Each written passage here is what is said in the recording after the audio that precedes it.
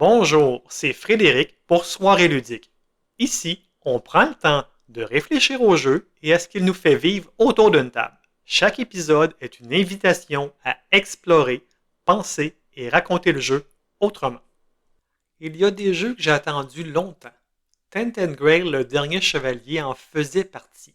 Une campagne dense, un univers sombre, le genre d'expérience dans laquelle j'avais envie de m'investir. Alors j'ai commencé, j'ai avancé, j'ai découvert, mais rapidement, quelque chose n'a pas tout à fait embarqué. Rien n'était clair, juste une impression. Tu sais, quand tu dis et malgré tout, j'ai continué parce que j'étais déjà dedans, parce que ça devait finir par cliquer. Il le fallait bien, mais à un moment donné, une question s'est installée, tranquillement.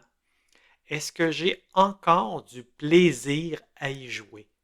À partir de où faut-il se poser la fameuse question? Faut-il aller au bout de l'aventure? Et quand doit-on savoir qu'il faut s'arrêter pour préserver son bonheur, son plaisir et sa joie de continuer à sortir un jeu? Je prends l'exemple du dernier chevalier, mais c'est applicable avec n'importe quel autre jeu. Soyons clairs, il n'y a pas plus un titre qu'un autre qui va être le cas.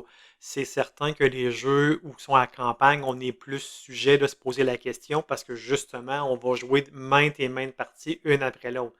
Mais c'est aussi applicable, je pense, à n'importe quel autre type de jeu. Si on sort un jeu et qu'on n'a plus de plaisir, ben il faut voir c'est où le moment où est-ce que ça bascule. C'est-tu parce qu'on se rend compte qu'à un moment donné, il y a une certaine lourdeur, que la mécanique ne nous rejoint pas, que le jeu est trop punitif, que l'histoire est rendue moins entraînante à cause de tous ces facteurs-là? Qu'est-ce qui fait qu'il y a un moment où on se dit, ça, ce moment-là, je pense qu'on arrive vers quelque chose qui devrait me poser la question, pourquoi je continue? Est-ce qu'il y a une bonne raison au fait que je continue ou pas? Perdre une campagne, mourir dans un jeu, ça fait partie de l'aventure. Est-ce que ça nous crée des émotions? Bien sûr que oui, c'est le but d'un jeu de nous créer des émotions. Est-ce que ça nous crée de la déception? C'est possible. De la frustration? Tout autant. Mais au-delà de ça, qu'est-ce qu'il faut se poser comme question? Est-ce qu'on a eu du plaisir malgré la déception et les frustrations? Est-ce qu'on a envie de recommencer? Est-ce qu'on a trouvé qu'il y avait un défi à la taille de nos attentes? Ou à l'inverse, c'était trop facile, c'était difficile, c'était beaucoup trop difficile et je n'avais plus de plaisir parce que le jeu était outrageusement trop punitif. C'est une question qu'on peut se poser. Si je regarde, moi, de mon côté, j'ai refait une campagne, entre autres, la toute première de Seigneur des Anneaux, Voyage en Terre du Milieu. Je l'ai faite à 3 reprises. Une fois avec une amie, une fois en parallèle parce que je voulais voir de quoi de différent, puis une troisième fois toute seule aussi parce que je voulais optimiser mon groupe, puis je me suis rendu compte que dans ce cas de jeu-là, et d'ailleurs dans la plupart des jeux narratifs maintenant, j'ai tendance à jouer avec vraiment beaucoup de personnages. Je regarde que j'ai beaucoup de jeux narratifs que j'ai joué à 4 personnages parce que c'est plus fluide, c'est plus utile, puis ça nous permet plus de liberté d'action et de mouvement. Mais ça, c'est un choix personnel. C'est pas vraiment important pour l'échec du jeu ou pas. Quoi que je crois que au niveau d'un jeu de solo, jouer à un seul personnage, souvent, c'est beaucoup plus difficile. Donc, il y a un désavantage. C'est quelque chose que je conseillerais pas à la plupart des joueurs. Mais passons à la suite de notre sujet. Le glissement. Quand est-ce que c'est plus juste perdre? Tu sais, il y a une différence entre je perds une partie. C'est plate. J'en perds 5. Ouais, c'est assez chiant si on est dans une campagne. Il y a vraiment un niveau, une lourdeur, une frustration, un grrr qui vient s'installer. Mais à un moment donné, quand on arrive à je subis le jeu, je subis les règles, je subis une mécanique, j'ai moins envie de le sortir, mon plaisir diminue, j'ai quasiment sorti le jeu à certaines fois à reculons me disant ben, il faudrait bien, hein? Quand un jeu ne nous fait plus vibrer, ce n'est peut-être plus juste une question de résultat. La victoire ou la défaite importe peu alors, je crois. Il est donc temps de se poser la question, pourquoi encore est-ce que je me force à continuer à une aventure où est-ce que je suis plus vraiment dedans? Quand le jeu ne nous transporte plus, le jeu ne fait plus effet. Faut-il continuer? Bonne question quand même. Hein? C'est à la base, il y a plein de gens qui vont dire, ben oui, il y a un intérêt, mais la question est, pourquoi on devrait continuer?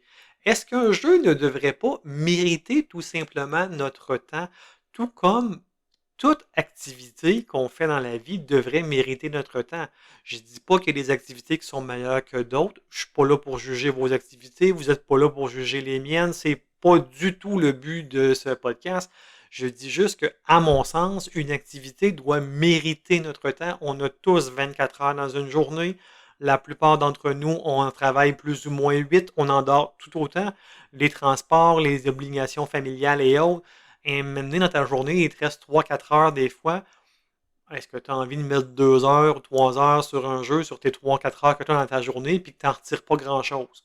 Si oui, ok, libre à toi, mais tu pourrais pas avoir un loisir qui vienne plus te chercher, plus te passionner, plus t'apporter et te nourrir de plaisir. Je pense que oui. Donc, le piège.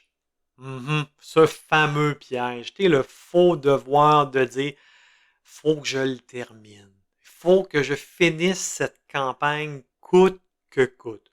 Pourquoi? Ouais, j'ai été le premier à y penser. Je connais plein de gens qui m'ont dit la même chose aussi. Ben, il faut que je rentabilise mon achat. OK. Tu as payé un jeu 150, 200 pièces parce que oui, certains jeux narratifs valent aussi cher que ça, considérant que si tu l'aimes, tu l'apprécies, puis tu vas jouer un 60, 70, 80 heures, voire plus dans certains cas, je trouve que c'est pas cher payé de l'heure.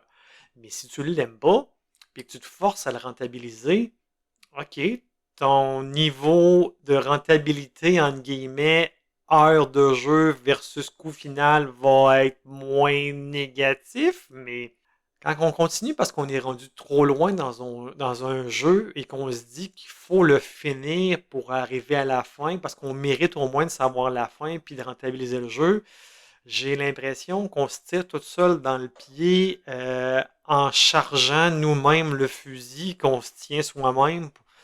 C'était un peu intense. Tu sais, à quelque part, si un jeu t'apporte pas de plaisir, tu pourrais faire autre chose à la place. Puis ce autre chose-là pourrait t'en apporter plus. Puis ce plus de plaisir-là pourrait faire que justement le temps en ce moment que tu mets aujourd'hui, cette semaine, ce mois-ci, durant X games encore à te faire suer littéralement, tu pourrais le passer ailleurs pour avoir plus de plaisir.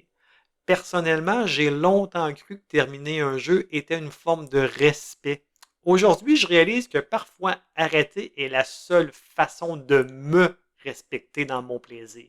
Il y a divers types de fins. J'ai tendance à les regrouper principalement en deux repères personnels. Je suis loin d'avoir la science infuse, vous en ferez ce que vous voudrez bien. Personnellement, je dirais qu'il y a la fin par rejet. Hobbit, une histoire d'un aller-retour, où ce que on a joué le jeu, on l'a apprécié dans sa version de base, vraiment beaucoup. J'ai tripé avec Amélie, c'était vraiment agréable, c'était fluide, c'était simple. Puis on avait 8 chapitres, 8 petits bouts d'histoire avec 8 façons de jouer, ça allait bien. J'ai essayé de le jouer en solo malgré ce que Zogma disait dans les internets et je me suis rendu compte que maudit qu'il avait raison. En solo, ce jeu-là n'a absolument aucun intérêt. Le plaisir qu'on avait à deux n'est pas là seul parce que t'as personne à qui faire la course, t'as personne à qui lutter pour finir premier. Il n'y a pas de but, il n'y a pas de pointage à part de dire faut que je finisse. Ouais, mais je me compare à quoi? Il n'y a rien. Et le mode difficile qu'on a abandonné cette semaine parce que, ben, honnêtement, il n'y avait absolument plus rien à faire. Il est difficile, effectivement. Il est très difficile. Les games sont vraiment pas faciles. Puis le niveau de difficulté apporte rien de plus, à mon sens, que c'est juste une lourdeur. Il y a les jeux qu'on va arrêter parce que c'est la fin naturelle. Je prends l'exemple de My City qu'on a terminé parce qu'on avait fait le tour, tout simplement. La campagne est finie, on passe à autre chose. Puis il y a les jeux, je dirais qu'on arrête avant de les épuiser. Je dirais My City Roll and Build, qu'on a arrêté cette semaine aussi, hein, plein d'arrêts cette semaine, parce que Amélie me disait que ben c'était la dernière fois qu'on faisait cette campagne-là. Ça faisait plusieurs fois que je l'ai fait avec elle. Moi, je l'ai fait encore plus souvent en solo. Puis ben, on a fait le tour. Moi, j'ai encore beaucoup de plaisir. Je vais sûrement continuer à y jouer en ligne sur BGA.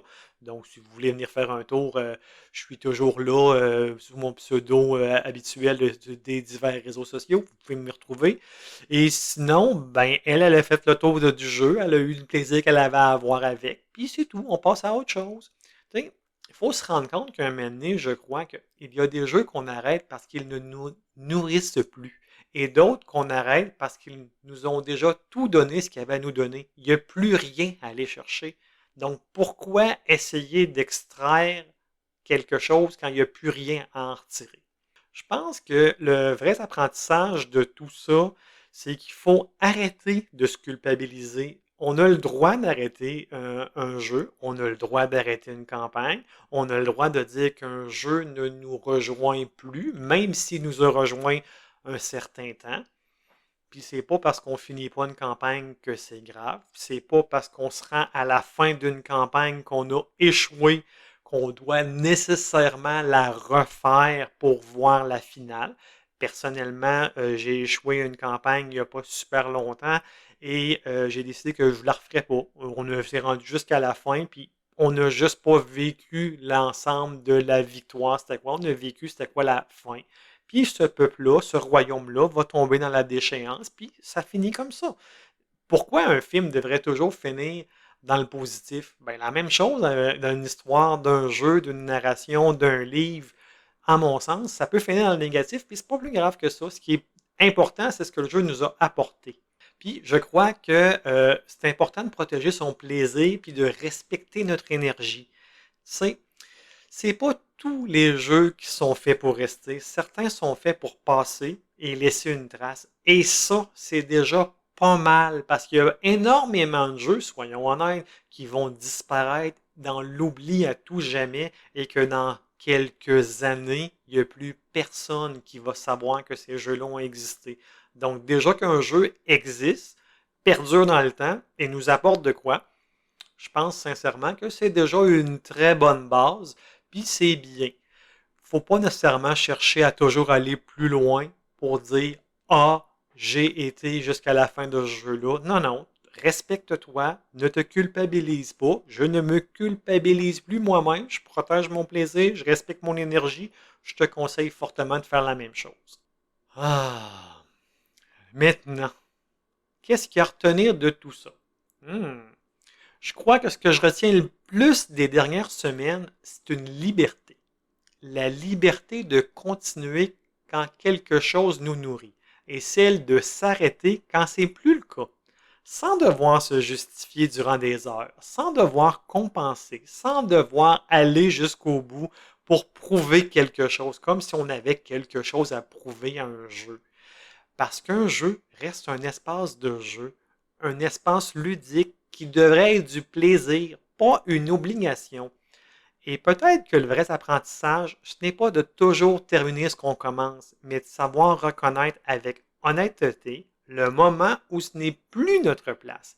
Et dans ces moments-là, il est possible de simplement poser le jeu et de passer à autre chose, sans rien perdre de ce qui a été vécu. Les beaux moments qu'on a vécus en gang, en groupe, ils vont rester. Le reste, on peut l'oublier. Je ne crois plus qu'un jeu doit forcément aller jusqu'au bout pour être important. Parfois, ce qu'il nous laisse n'est pas une fin, mais une impression, une trace, un moment. Et ça, c'est déjà beaucoup pour quelques bouts de carton quand on y pense bien. Et toi, à partir de quel moment tu sens qu'un jeu ne mérite plus ton temps? Dites-moi ça en commentaire ou sur mon répondeur. Je suis vraiment curieux de vous entendre. Vos retours nourrissent toujours la réflexion. C'était Soirée ludique, le podcast où l'on pense le jeu autrement. Merci d'avoir pris ce temps avec moi. On se retrouve très bientôt pour continuer à explorer le jeu comme une expérience culturelle, sociale et humaine.